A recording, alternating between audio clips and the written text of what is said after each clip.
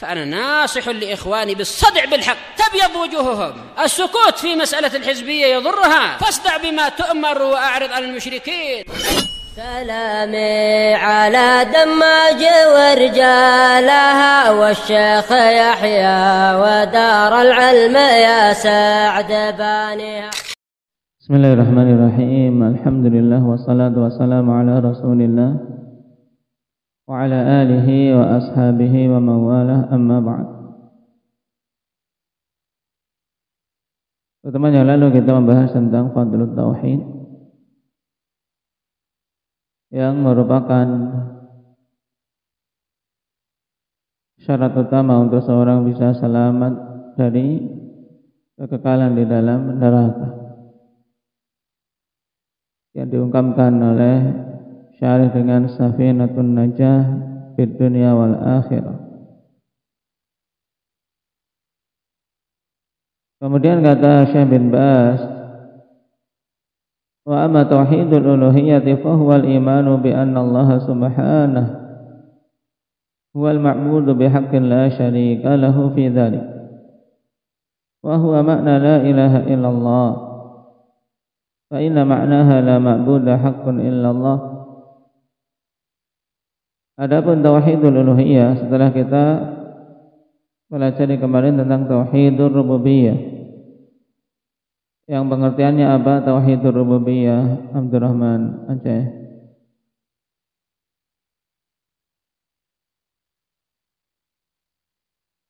Saya mengisahkan Allah Subhanahu wa ta'ala dalam urusan penciptaan, pengaturan, dan apa sakit? Ingat-ingat tiga hal pokok yang tercakup dalam rububiyah, yang semua perbuatan-perbuatan Allah Subhanahu wa ta'ala akan berporos padanya. Apa itu?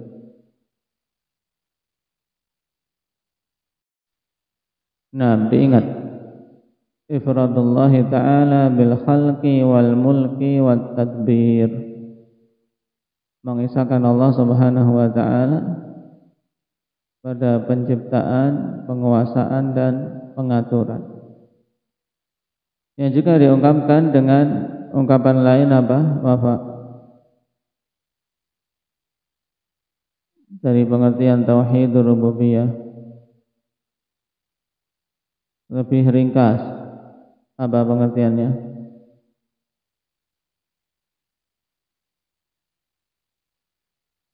Nah, itu tadi ifradullah ta'ala bil khalqi wal mulki wat tadbir, juga disebut atau diartikan apa,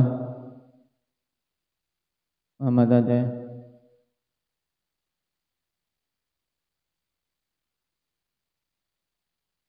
Baik, ifradullahi ta'ala bi af'alih.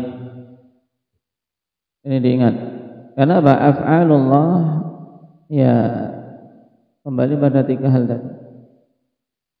Jadi intinya tauhidur rububiyah yaitu ifradullahi ta'ala bi af'alih, mengesahkan Allah Subhanahu wa ta'ala pada semua hal yang berkaitan dengan perbuatan-perbuatan Allah Subhanahu wa ta'ala,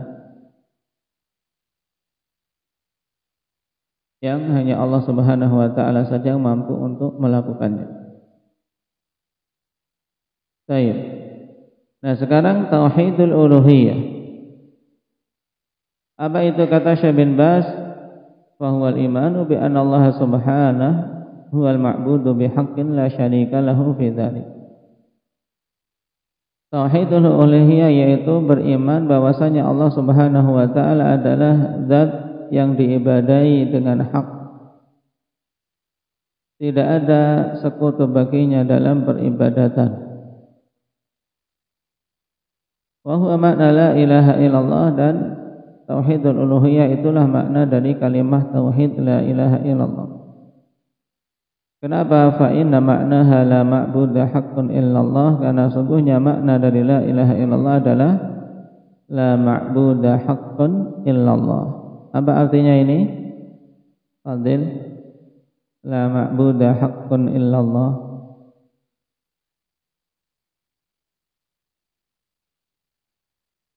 Tidak ada sesembahan yang berhak diibadahi kecuali Allah Subhanahu wa taala. Baik. Fa jami'ul ibadati min salatin wa shaumin wa ghairi dzalik yajibu ikhlasuha lillahi wahdah.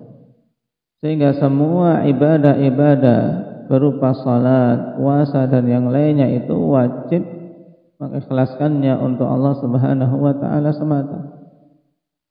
Wala yajuzu sarfu syai'in minha li ghairi, dan tidak boleh untuk mengarahkan sedikit pun dari ibadah kepada selain Allah Subhanahu wa taala. Sedikit saja tidak boleh, apalagi banyak. Naam. Wa tauhidul uluhiyyati huwa ifradullahi wahdahu bi af'alil ibad. Ini pengertian tauhidul uluhiyyah. Tauhidul uluhiyyah yaitu apa? Dengan ungkapan lain akhwan, yaitu diungkapkan di sini oleh syarih ifradullahi wahdah bi af'alil ibad. Mengesahkan Allah Subhanahu wa taala semata dengan perbuatan-perbuatan hamba. Maksudnya apa? Perbuatan-perbuatan hamba yang berupa ibadah itu diarahkan hanya kepada Allah Subhanahu wa taala semata. Maka berarti di sini tauhidul uluhiyah diungkapkan juga yang mudah, ifradullahi taala bil ibadah. Ini lebih mudah. Apalagi bagi para mubtadi, bagi para pemula. Pengertian tauhid uluhiyah apa tadi Raka yang mudah? Dan ifradullahi bil ibadah, mengesahkan Allah dengan peribadatan. Maksudnya ibadah kita itu harus hanya ditujukan kepada Allah. Juga diungkapkan di sini ungkapan lain maknanya sama. Ifradullahi wahdahu bi af'alil ibad, mengesahkan Allah Subhanahu wa taala dengan perbuatan-perbuatan hamba allati yaf'alunaha ala wajhi taqarrub, yang dilakukannya untuk mendekatkan diri kepada Allah. Itulah ibadah. Kan doa, seperti doa. Doa meminta, ya, mengesahkan Allah Subhanahu wa taala semata dengan hanya berdoa kepadanya. Demikian pula wan nazar waz zabah was salah. Apa makna zabah? Endang ya Raihan.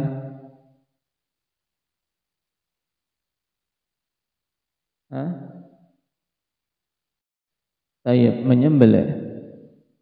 Qala ta'ala wa ma umiru illa liya'budullaha mukhlishina lahud-din hunafa wa yuqimus salata wa yu'tuz zakah wa dzalika dinul qayyim. Tidaklah mereka diperintahkan kecuali agar beribadah kepada Allah Subhanahu wa taala dalam keadaan mengikhlaskan untuk Allah saja amalan-amalannya. Senantiasa mengarah kepada tauhid dan meninggalkan syirik, dan menegakkan salat serta menunaikan zakat, dan itulah agama yang lurus. Wa min anwa'il ibadah, dan di antara jenis-jenis ibadah as-shalah was-shaum. Apa itu saum? Zakaria. Saum itu apa? Berpuasa. Tayyib. Wa zakah, zakat.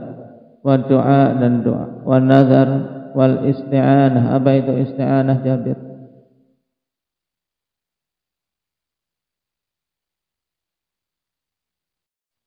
Tayyib, minta pertolongan. Talabul aun.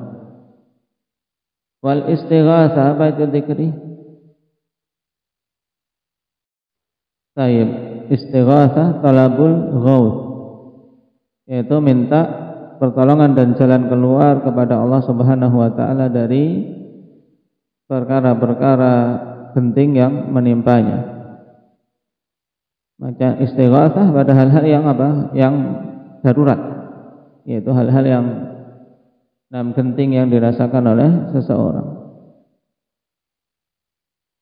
Misalnya ketika perang, Nabi SAW pada perang Badar apa? Idh tastaghithuna rabbakum, tatkala engkau istighatsah, minta tolong kepada Rabb kalian. Baik. Wa tawaf wal khauf, rasa takut, ini ibadah hati. War raja, rasa harap. Wa tawakkul, penyerahan diri. Nah, secara lengkapnya berarti tawakul adalah apa? Sidqul i'timad 'ala Allah fi jalbil manafi' wa daf'il madar. Benarnya kita dalam menyandarkan diri kita kepada Allah Subhanahu wa taala dalam upaya mencari kemanfaatan atau menolak kemudaratan. Wal inabah, dan kembali kepada Allah. Dekat maknanya dengan taubat. Wa taubah. Qul inna salati wa nusuki wa mahyaya wa mamati lillahi rabbil alamin. Katakanlah wahai Nabi, sungguhnya salatku dan nusukku. Nusuk ini terjadi khilaf di kalangan mufassirin maknanya. Ada yang membawa kepada nusuk bermakna apa? Bermakna sembelihan, ibadah sembelihan, seperti digabungkannya dalam ayat fasalli li rabbika wanhar. Demikian pula nusuk bermakna semua ibadah, salat dan semua ibadahku serta hidup dan matiku itu hanya untuk Allah Rabbul Alamin.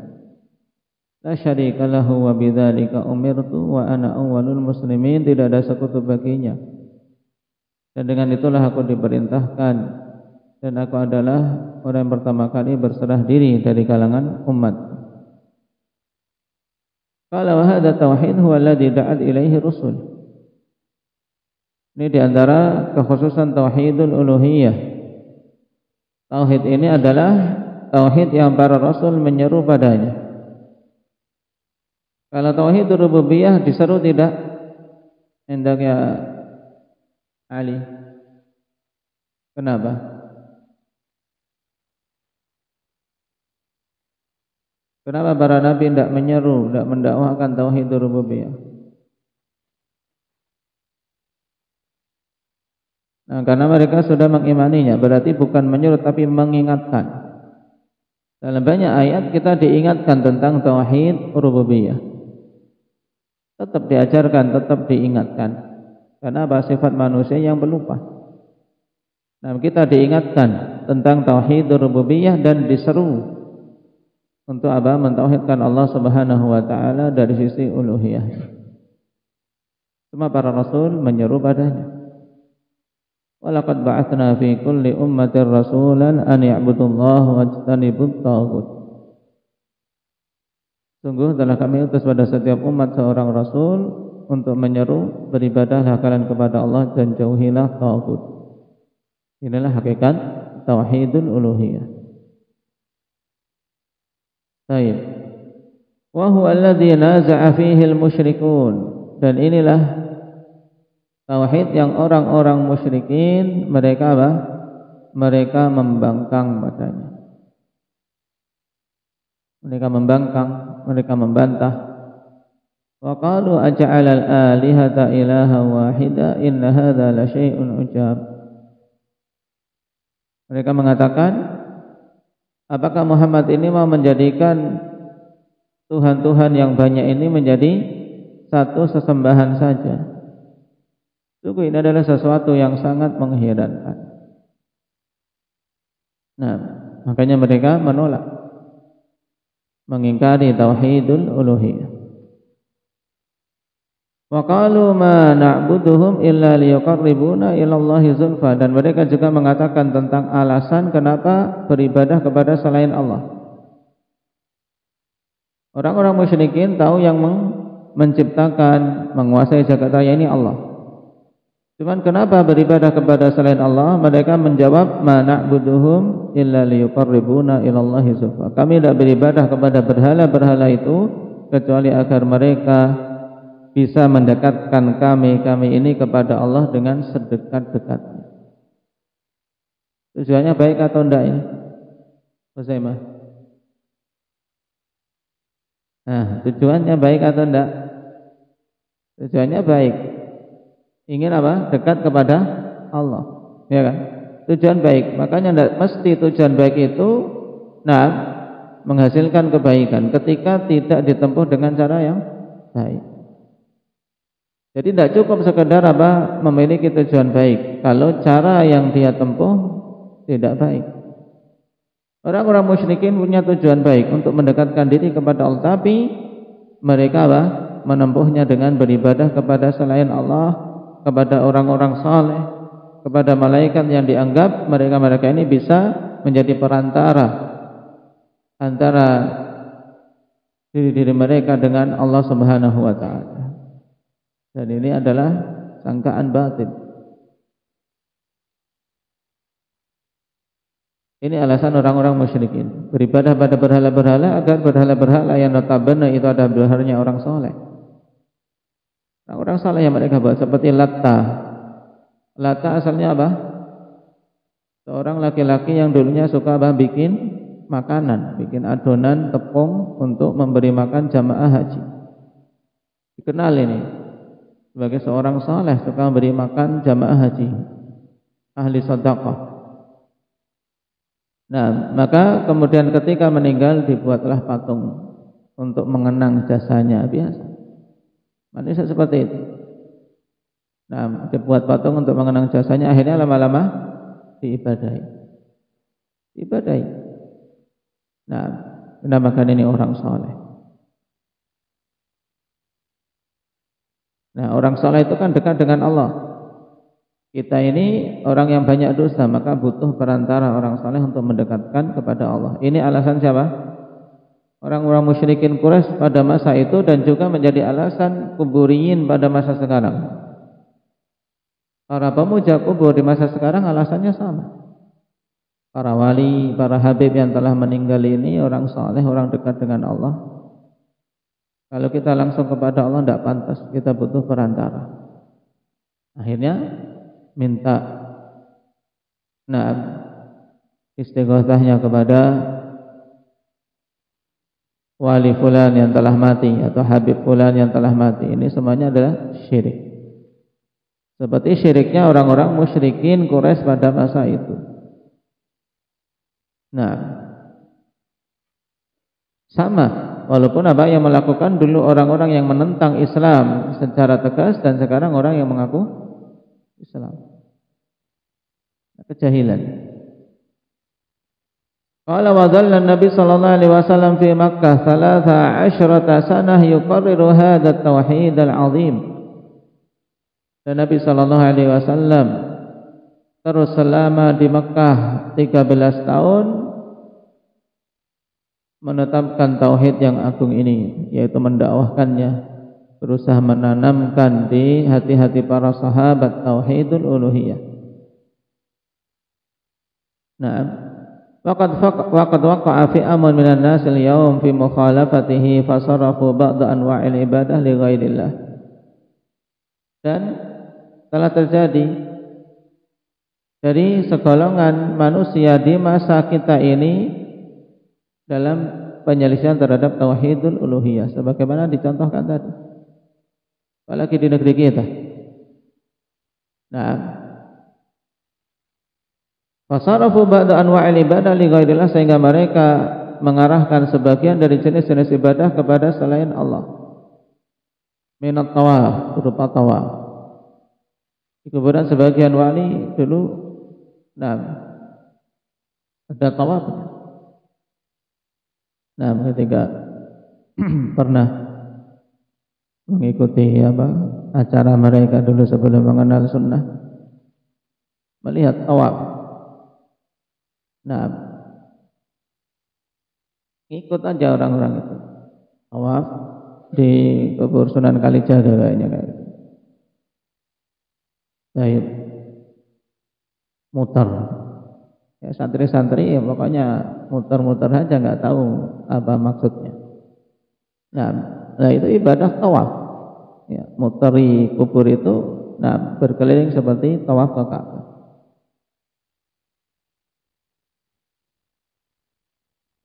Alhamdulillah alal hidayah. Nah, minat tawaf bil kubur, berusaha tawaf di kubur-kubur. Jadi ini tidak hanya tertulis di kitab, memang nyata.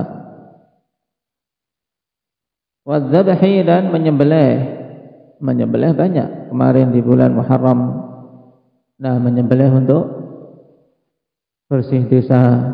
Bersih desa maksudnya apa? Untuk tolak balak. Nah, atau diistilahkan sedekah bumi, yang lainnya sedekah laut. Nah, syirik, menyembelih untuk selain Allah Subhanahu wa taala.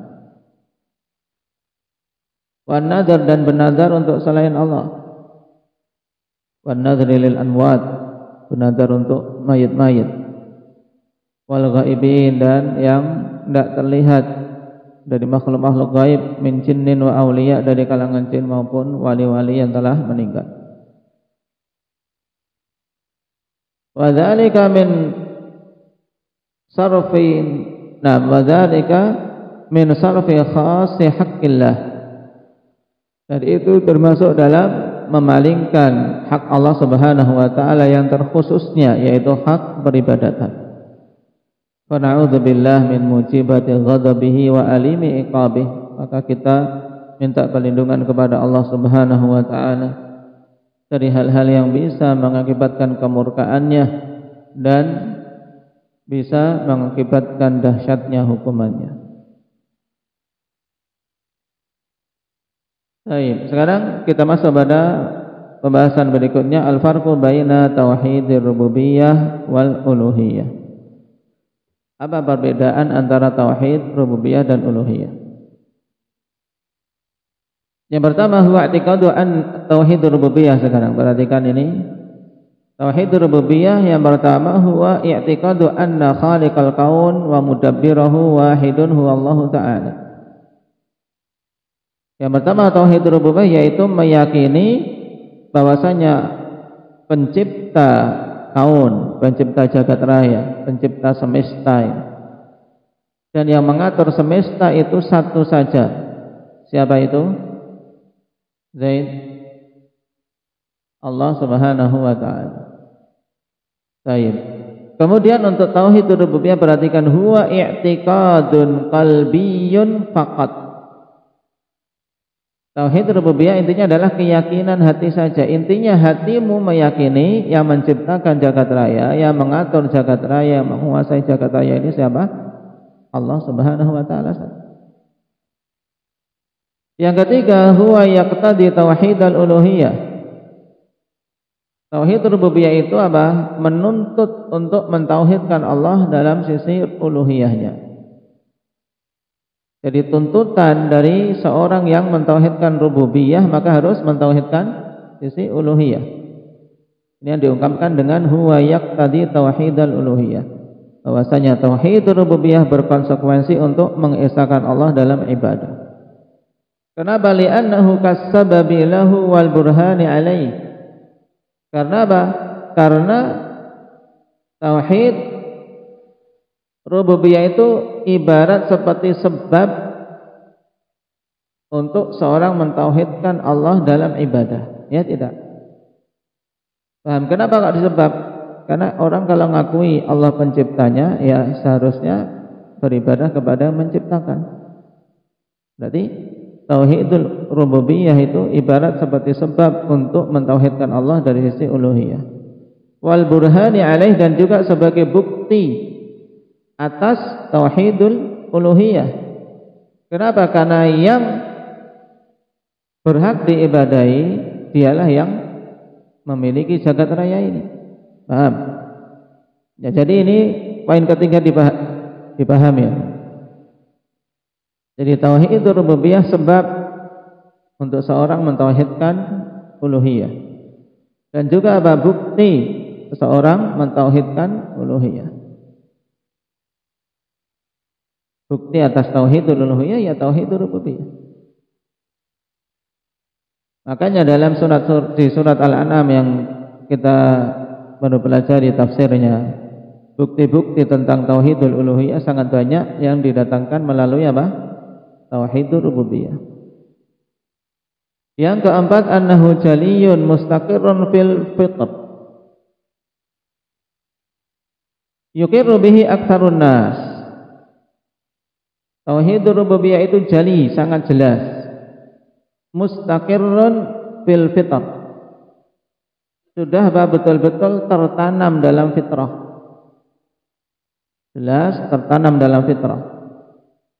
Yuqirru bihi aktsarun nas, mayoritas manusia mengakuinya. Enggak ada yang menolaknya kecuali orang yang menyombongkan diri seperti Fir'aun dan semisalnya.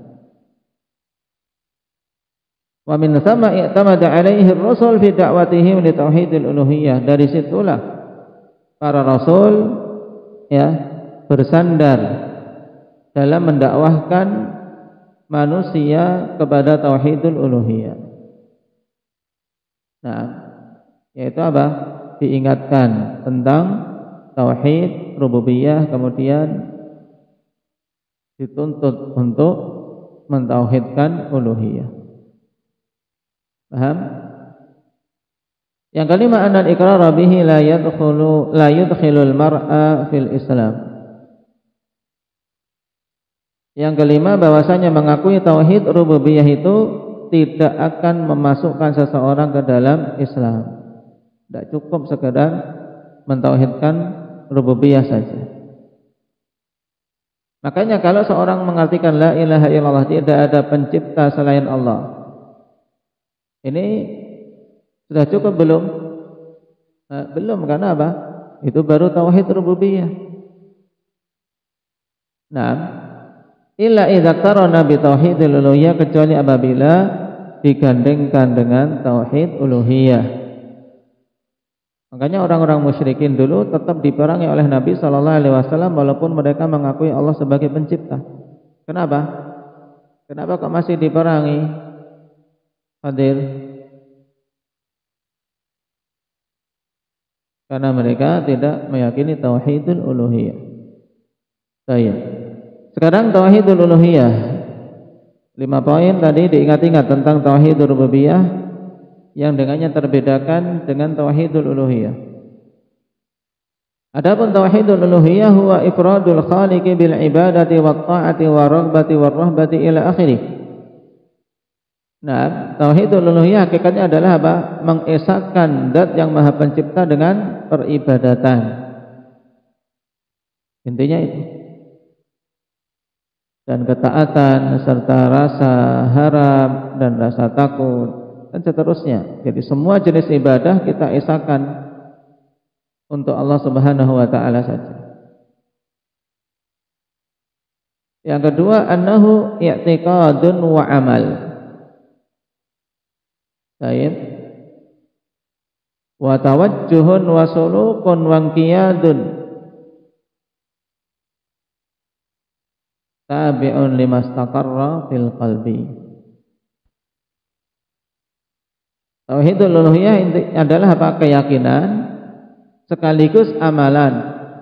Demikian pula apa? Arah dan jalan hidup serta ketundukan yang mengikuti segala sesuatu yang telah tertanam di dalam hati. Ini tauhidul uluhiyah. Adapun tauhidul rububiyah, poin kedua apa? Pada tauhidul rububiyah Hamzah, sekadar i'tiqadun qalbi. Ya, tauhid rububiyah itu i'tiqadun qalbi. Kemudian kalau i'tiqad hati ini, keyakinan hati ini kemudian apa? Membuahkan amal dengan mengesahkan Allah, lah berarti dia sudah apa? Sudah betul. Dengan tauhid rububiyah dia mentauhidkan Allah dalam ibadah.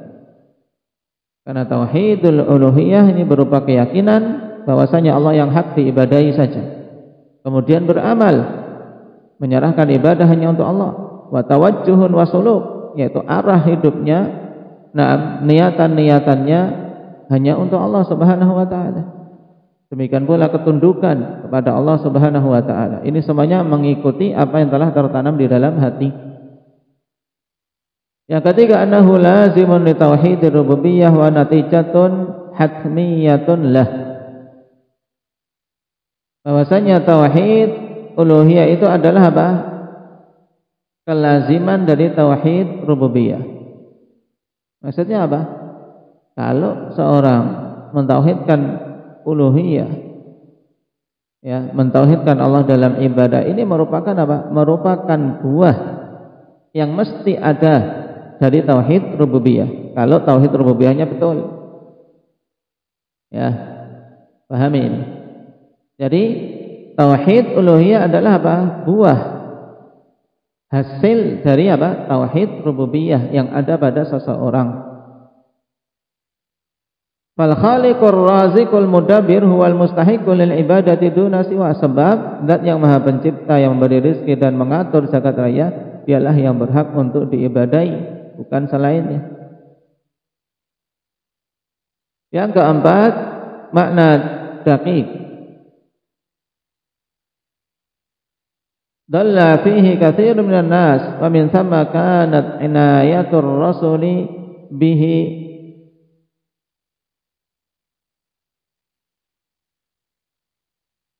Yang keempat, suatu makna yang lembut, makna yang butuh apa? Kejelian, makna daqiq. Dalla fihi katsirun minan nas, yang banyak manusia tersesat padanya. Kalau pada rububiyah kan annahu jali, sesuatu yang sangat jelas gamblang. Tapi kalau tauhid uluhiyah itu makna daqiqun, suatu makna yang daqiq, yaitu yang butuh kejelian, tidak sejelas tauhid rububiyah yang banyak manusia tersesat padanya. Buktinya orang-orang kufar Quraisy yang mereka notabene ikhwan, kalau dari sisi kecerdasan ya cerdas. Buktinya banyak dari para sahabat yang dulunya musyrik hafalannya luar biasa, ya kan? Hafalan orang-orang Arab luar biasa kan. Bahkan dulu di masa Arab mereka tidak terlalu butuh tulis menulis. Kenapa? Karena banyak mengandalkan hafalan. Banyak mengandalkan hafalan. Wa min thamma kanat inayatur rasul bihi.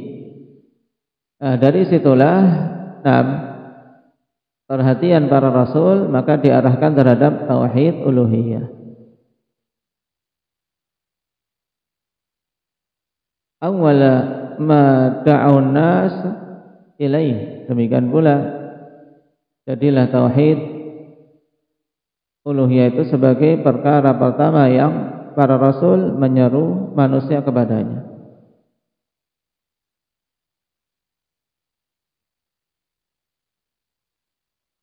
Yang kelima, huwa lubbul Islam. Tauhid uluhiyah itu adalah inti Islam.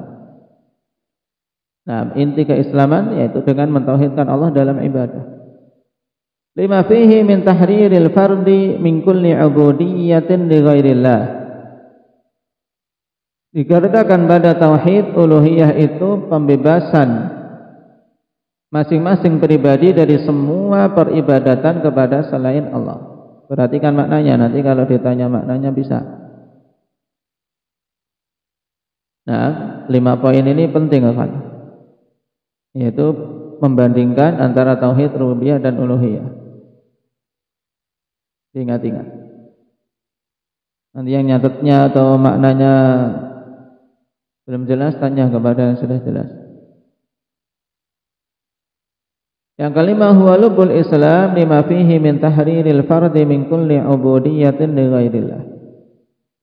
Tauhid uluhiyah itu adalah lubbul Islam. Lubbul Islam itu apa? Inti keislaman.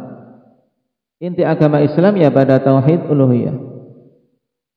Kenapa? Karena pada tauhid uluhiyah itu pembebasan masing-masing pribadi dari semua peribadatan kepada selain Allah. Wa taqriril musawati bainan nas, dan penetapan kesamaan antara manusia, semua manusia sama. Karena apa? Hamba Allah Subhanahu wa taala. Kesamaan dari sisi apa? Dari sisi sama-sama hamba Allah. Baik. Wa huwa sababus siyadati fid dunya wan najati fil akhirah, dan tauhid uluhiyah ini merupakan sebab kepemimpinan di dunia dan keselamatan di akhirat. Kenapa dikatakan sebab kepemimpinan di dunia? Maka karena orang-orang yang mentauhidkan Allah dari sisi uluhiyah, mereka terbebas dari perbudakan syaitan.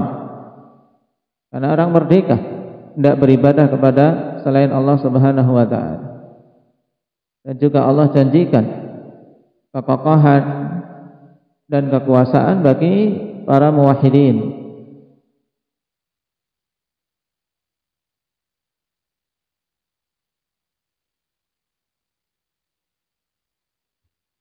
Baik, ini 5 poin perbedaan antara tauhid rububiyah dan uluhiyah diingat-ingat. Naktafi bihadza walhamdulillahi rabbil alamin.